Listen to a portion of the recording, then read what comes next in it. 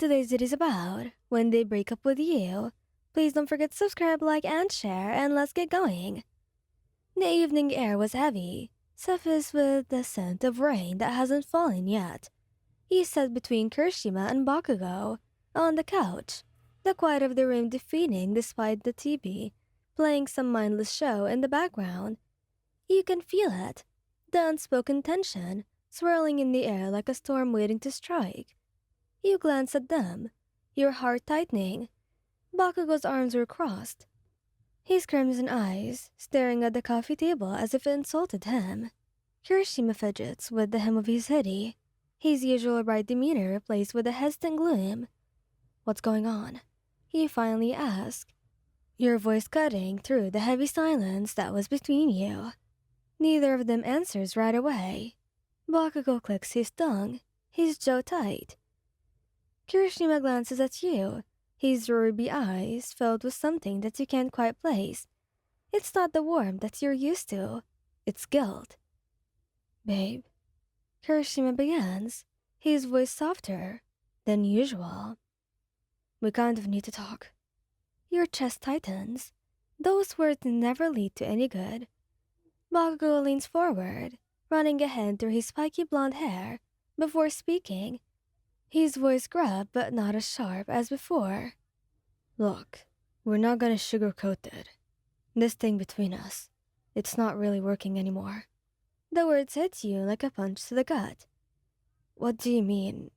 What are you talking about?" You ask, your voice trembling. Kirishima reaches out to take your hand, but you pull it back in an instant. He winces, and the hurt in his eyes mirrors your own. "We've been talking, the two of us," he explains, "and we realized that we're not giving you what you deserve." "And what did I deserve? I don't understand what you two are aiming at." Bakugo looks at you now, his gaze intense, but complected. "We've been messing this up.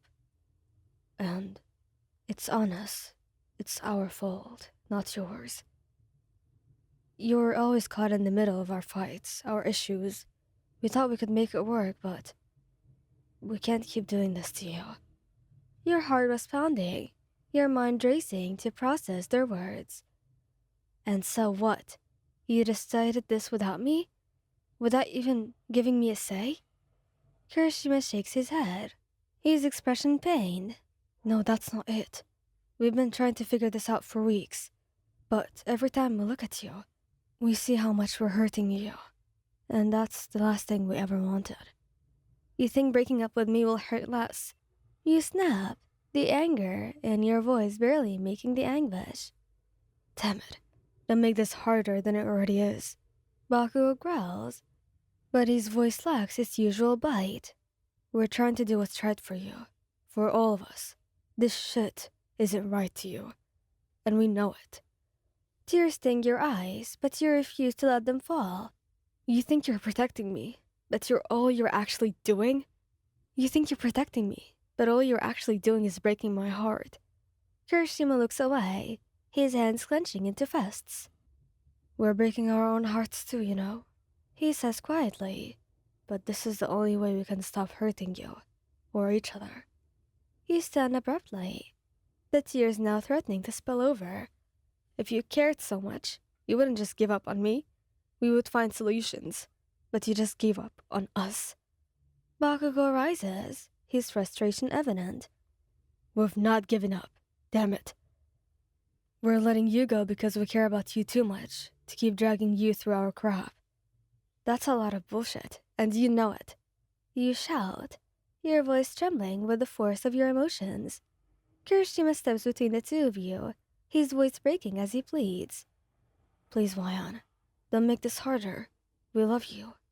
God, we love you so much. But that's why we're doing this, okay? We love you too much that we want to let you go." You stare at him, your vision blurred by tears. "If you loved me, you wouldn't have let me go." The silence that follows was unbearable. Bakugo's jaw was tight, his fists trembling at his sides. Kirishima looks like he's on the verge of breaking. his usual smile replaced by sorrow, so profound that it feels like it's tearing all three of you apart. I can't believe this, you whisper, your voice barely audible. I thought we were stronger than this, you know? I thought that you cared about me more than this, but I guess I was wrong. Wyan, stop doing this. Bakugo looks away, his voice low and low. We also thought that we were stronger than this, but I guess not. Kirishima reaches out again, but this time you step back. Don't, you say, shaking your head. You don't get to hold me and tell me that you're doing this for me. Neither of them says anything as you grab your coat and head for the door. Your hands tremble as you open it, pausing for a moment to glance back at them. I hope this is what you really want, you say, your voice breaking, because you're throwing away something that I thought was worth fighting for. And with that, you walk out, the door closing behind you with a finality that feels like the end of everything. Inside, Bakugo collapses onto the couch, burying his face in his hands.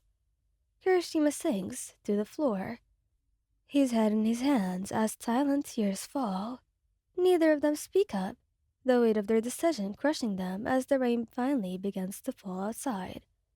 They had thought that they were doing the right thing, but the emptiness around them settles, and they can't help but wonder if they had just made the biggest mistake of their lives. The rain pours down in sheets as you step out into the cold night. Each drop feels like a reflection of the tears that you refused to shed in their presence. Your steps were hurried, desperate to put distance between you and the pain that you've left behind. But no matter how far you walk, their words replay in your mind, cutting deeper with every step. We're letting you go because we love you. You scoff to yourself bitterly. Love shouldn't feel like this, like abandonment, like being discarded. As you wander through the streets, your phone buzzes in your pocket. It's a message from Mina. Hey, where are you? Are you okay? Your thumb hovers over the keyboard. She must have heard something. Kirishima probably reached out. Before you can answer, another text comes through. I'm coming to get you. Stay where you are. You sigh, leaning against the side of a building. The rain was relentless, soaking through your bones. And the storm outside mirrors the one inside you, but at least you had a friend to confide in. Thank you guys for listening. I hope you like this video. Please don't forget to subscribe, like, and share, and goodbye!